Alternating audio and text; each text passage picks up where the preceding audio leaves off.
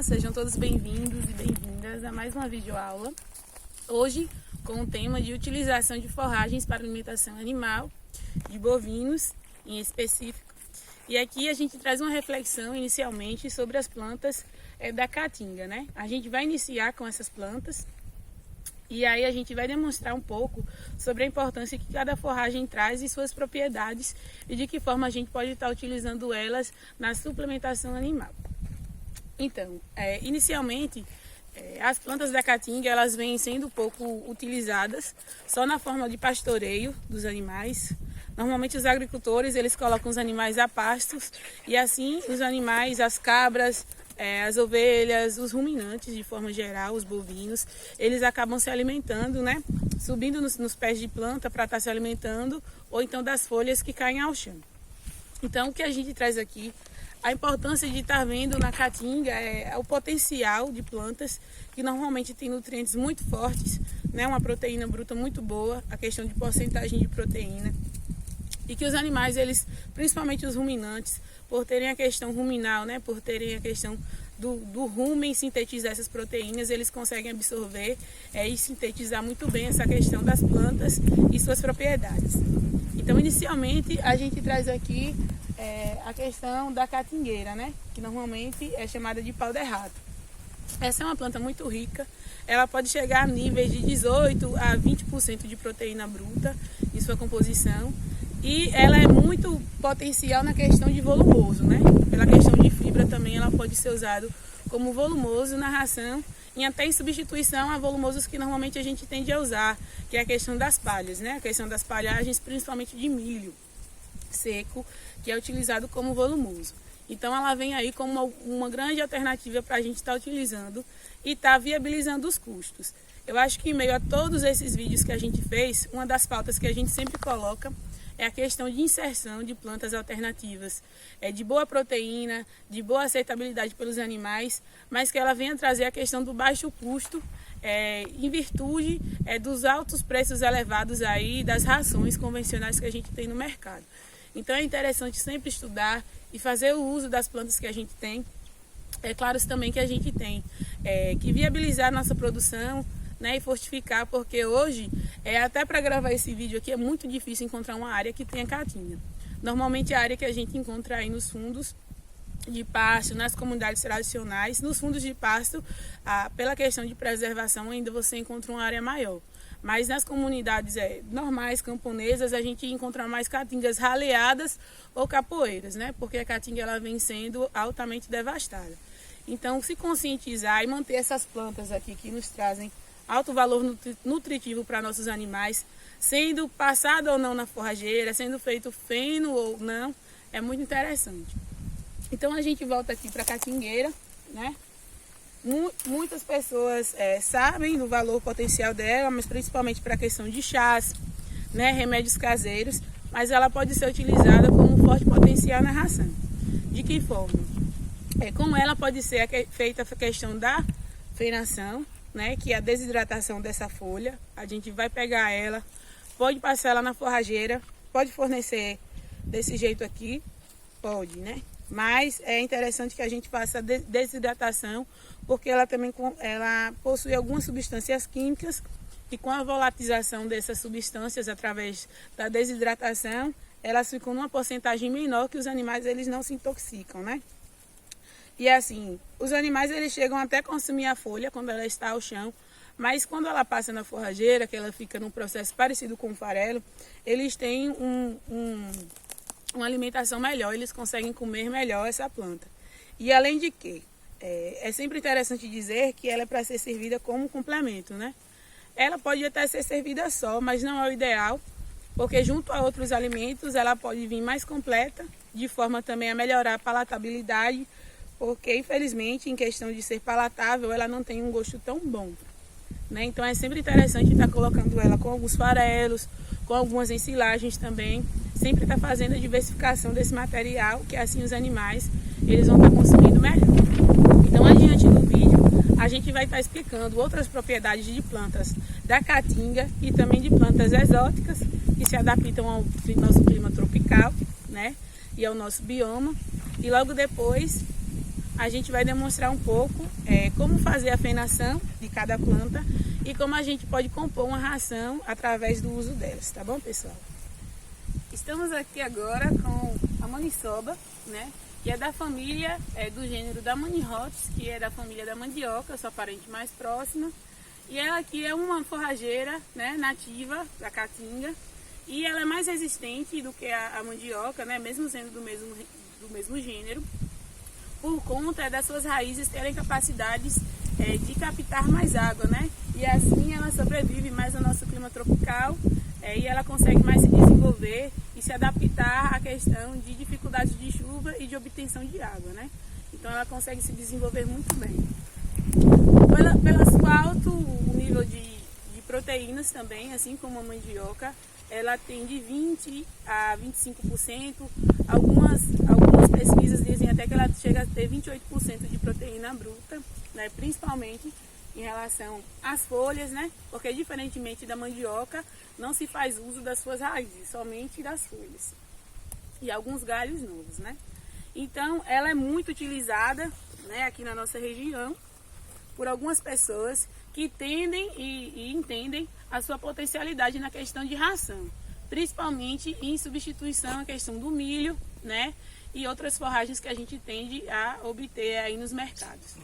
Então, ela é muito rica na questão de proteínas e de outros nutrientes, e ela é muito boa no que se diz respeito à palatabilidade, diferentemente da catingueira, né, que a gente falou anteriormente. Por que isso ela é boa na questão da palatabilidade? Porque os animais, eles tendem a se alimentar muito bem, né, dessa planta. E não somente pode se fazer a questão da desidratação para fazer o feno, mas também pode se utilizar da ensilagem da folha da maniçoba, né? E aí a maniçoba, ela é uma planta que muitas pessoas já conhecem e já aderem, mas outras ainda têm um pouco de receio sobre a sua questão de toxicidade, né? Porque igual a mandioca também, ela tem algumas substâncias que se hidrolisam e formam o ácido cianídrico, que esse ácido ele é responsável pelo embebedamento e em algumas proporções ele pode chegar até a envenenar os animais. No entanto, com os processos de ensilagem, de fermentação da folha e de, digamos que desidratação da sua folha, esse ácido ele acaba se volatizando pelo ar. E ele fica numa quantidade que ele não se perde totalmente, mas ele fica numa quantidade que não chega a danificar o animal, né? Então as pessoas elas precisam saber disso, que através do feno da folha a gente se consegue ter uma boa alimentação e com a questão também de adaptação. É muito interessante que a gente fornecer esse material, principalmente para animais novos que ainda não têm um certo costume de estar consumindo o feno da maniçoba, né? Que a gente faça adaptação em pequenas quantidades. Ou que a gente sempre esteja colocando esse material junto a outros, para que assim o animal vá se acostumando, junto ao seu metabolismo também, e aí você pode ir aumentando cada vez mais as dosagens, né? E sempre misturando com outras substâncias e outros materiais. Aqui a gente tem a planta, você pode observar que ela já está numa espécie que as folhas já estão mais murchas, né? E que aqui ela já não tem tantas folhas. O ideal é que a gente faça o processo de fenação no início das chuvas, né? Na floração, que a copa dessa planta ela fica muito mais cheia e a gente consegue um material muito mais verde, né? E assim é nesse período que a planta também ela está com mais nutrientes e que a gente vai ter uma captação melhor desse material aqui das folhas, que é o material que a gente vai estar utilizando. Então é sempre interessante a gente estar fazendo essas podas. Muitas pessoas dizem da dificuldade de estar fazendo o plantio. É muito interessante também que a gente venha através de estaquias, né, de pequenas estacas, que a gente faça um pequeno viveiro na nossa propriedade e que assim a gente possa estar implementando aqui na nossa roça. Aqui, por exemplo, é uma roça aqui de menos de uma tarefa, de 2 tarefas, e que aqui há o consórcio da palma com capim, e aqui tem algumas plantas de maniçoba, de gliricídia, que será outra planta que a gente vai apresentar. Então é sempre interessante da gente não estar pensando nessas plantas somente no bioma, na caatinga, na capoeira, né? Mas que a gente venha inserir também nas nossas roças e assim a gente também desenvolver uma estratégia uma roça estratégica de reserva de alimentos também, né? Então ela em consórcio é muito interessante. Por ela fazer essa copa aqui, é muito interessante fazer o plantio com a própria palma, com outras leguminosas, com capim, que aí você vai ter uma reserva completa, tanto de leguminosa, quanto de gramíneas, quanto de compostas. E assim ela também não chega a afetar outras plantas, como a gente pode ver, né? Então é sempre interessante a gente estar vendo além do nascer dela naturalmente na caatinga, mas que a gente possa estar fazendo o replantio também em outras áreas, porque essa fonte aqui é uma fonte muito boa de proteína, que os animais gostam bastante e que ela é muito importante na complementação de ração. Então fazer uso e multiplicar é uma ideia muito interessante. Estamos aqui agora com a Leucenia, que é uma forrageira tropical. Ela é proveniente da América do Sul e por se desenvolver em climas tropicais e não necessitar muito de chuva, ela se desenvolve muito bem aqui na nossa região, né, de poucas águas. E aí é uma forrageira muito potencial que a gente deve utilizar para estar beneficiando os nossos animais. Então, fazendo uma correçãozinha, ela é da América Latina e em taxas precisas ela pode chegar de 15 a 28% de proteína, né? E outras qualidades que ela tem é que ela pode ser servida naturalmente ao coxo, né? Do jeito que ela está aqui, eu posso vir aqui tirar as folhas, como vocês podem observar, tem bastante folhas. Eu posso tirar essas ramas do jeito que estão aqui, né? Posso fazer um ramo grande e colocar no chiqueiro suspenso, claros. E os animais eles podem se alimentar aqui, que não tem problema, eles não vão ter nenhum tipo de reação química ou tóxica, tá bom, pessoal? Então pode servir e pode ser feito o corte. Ela está verde praticamente em toda a época do ano e pode ser cortada 5 vezes. E para além disso pode ser feita a feinação, que é a desidratação das folhas, assim como também a questão da ensilagem também, não há problemas. Por ela ser uma leguminosa, uma das coisas que pode favorecer também é a questão dos níveis de proteína, que são altos, e além dela ser muito boa na questão de captação de nitrogênio, através dos rizóbios, né? Todas as leguminosas, elas têm essas propriedades. Então você pode plantar, inclusive até em consórcio com outras plantas, que é muito interessante ter leguminosas em consórcios, que ela faz a troca de nitrogênio, assim como ela capta também. Então não há muita precisão de adubação para a questão da leucênia, porque ela não precisa tanto. É interessante sempre adubar as forrageiras, mas como ela tem essa captação de nitrogênio, não há esse gasto necessário, né, para fazer com ela. E além disso, ela é muito boa na questão de palatabilidade. Os animais eles gostam bastante, né? E aí eles não têm a tendência de rejeitar essa planta pela questão dela ter um gosto muito interessante e muito palatável ao gosto deles. Então é uma planta que deve ser muito utilizada, né?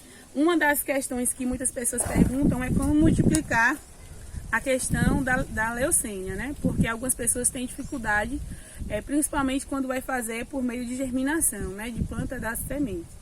Então, o interessante é fazer a quebra de dormência, né? Como é que eu posso fazer a quebra de dormência com essas sementes, né? Aqui estão as vagens.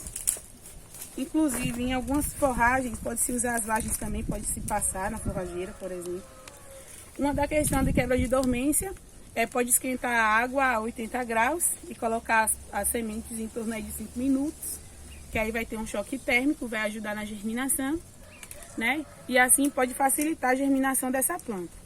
E logo também evitar o pastoreio dos animais, né? Principalmente quando elas estão pequenas, porque por ela ter um gosto muito bom, os animais tendem a se alimentar dela, né?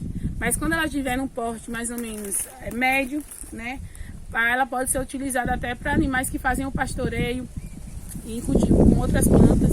Então é uma planta muito interessante, que a gente deve estar se adaptando sempre e estar utilizando em nossa UPF como fonte nutritiva de alimentos e proteínas também. Então, outras informações muito interessantes, e aqui no sistema de pastejo, os animais eles podem pastejar necessariamente só quando a planta está ali em torno de 1,5 m, né? Porque aí não vai ter como, a planta ela já vai estar bem resistente e não há risco de morte. E assim que vê que os animais eles conseguem se alimentar de parte das folhas, eles devem ser retirados, tá bom? Deve sempre ser feita uma questão de rotação.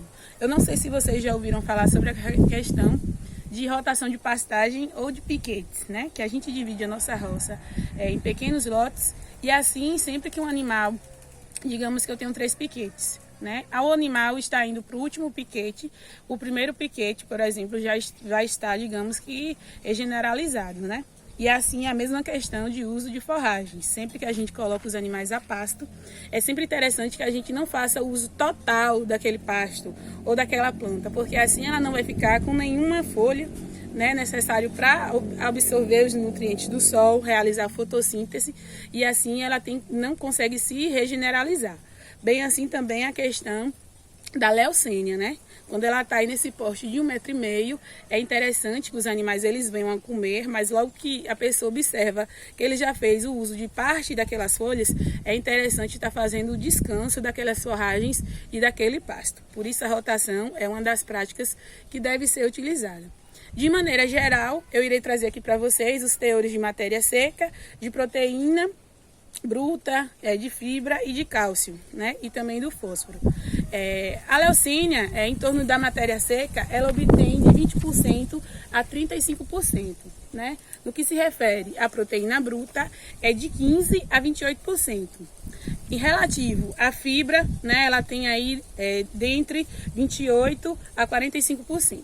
Em relação ao cálcio, ela tem de 1,2% a 2,4%. E por fim, o fósforo, ela tem de 2% a 3%. Né? E se tratando da sua digestibilidade, ou seja, o quão os animais eles conseguem digerir esse alimento, varia entre 55% a 60%. Então, assim, de forma geral, ela é uma forrageira muito composta. Na questão que ela tem em pouca quantidade, em questão de fósforo, de cálcio, a gente pode estar corrigindo na questão de composição da ração, tá bom? Então, sempre que uma planta ela tende a ter mais de proteína, mas ela tem alguma deficiência de nutriente, a gente sempre tem que fazer a correção. E assim a gente termina falando sobre a leucênia, e a partir de agora a gente vai para outra forrageira e vocês vão ficar atentos sobre as potencialidades dela também. Estamos aqui com a favela ou faveleira, né, que é uma planta endêmica da Caatinga, né, da nossa região aqui, semiárida. E ela é uma planta que ela tem grande potencialidade, né? Que muitas das vezes os agricultores, as pessoas, elas tendem muito a erradicar essa planta nos sistemas, né? Por ter um certo preconceito pela sua forma, né? Porque ela é uma planta urticária, que ela causa coceira. E aí muitas pessoas têm receio de estar fornecendo a faveleira para os animais. Mas engana-se quem pensa que ela não tem um valor proteico, né? Ela tem 19% de proteína bruta.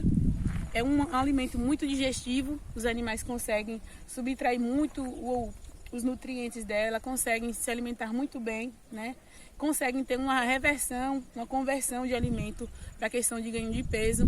Essa forrageira ela é utilizada principalmente para pastagem, né? Os animais eles tendem a pastar na caatinga e eles vão se alimentando das folhas secas que caem ao chão.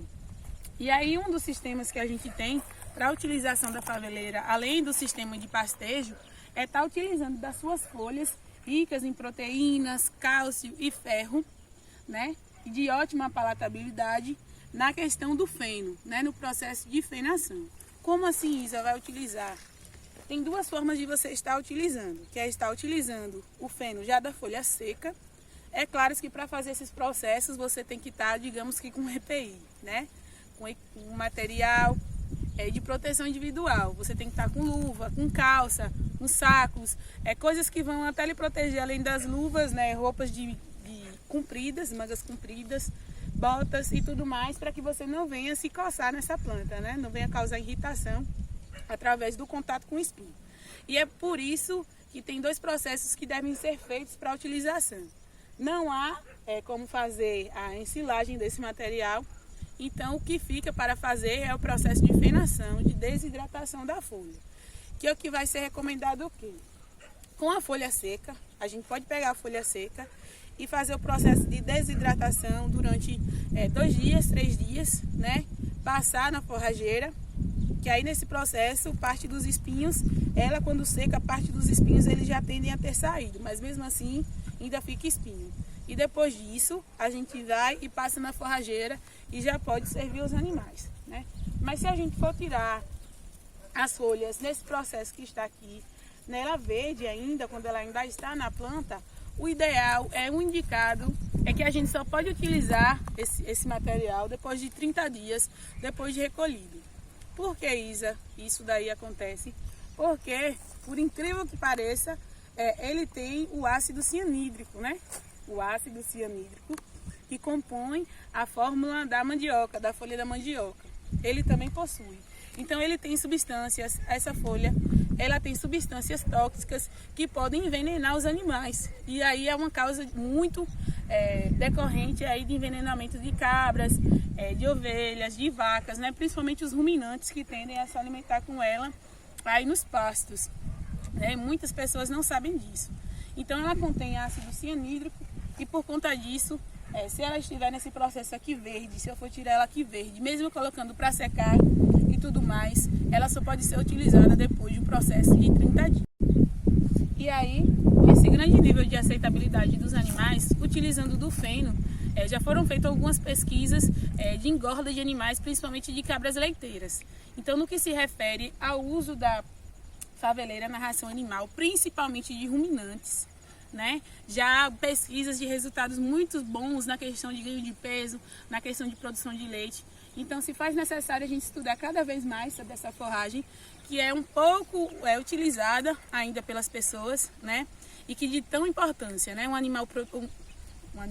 Uma planta proteica, né? De ótima aceitabilidade dos animais, abundante na caatinga, né? Que muitas das vezes a gente corta para ralear os pastos, para colocar os pastos para a lavoura. Então é muito interessante a gente fazer a preservação dessa planta e estar aderindo a ela na dieta dos nossos animais, para que assim a gente tenha ganhos de peso, de valores e diminuição dos custos, né? Porque a gente não vai ter custo nenhum utilizando desse material tão abundante.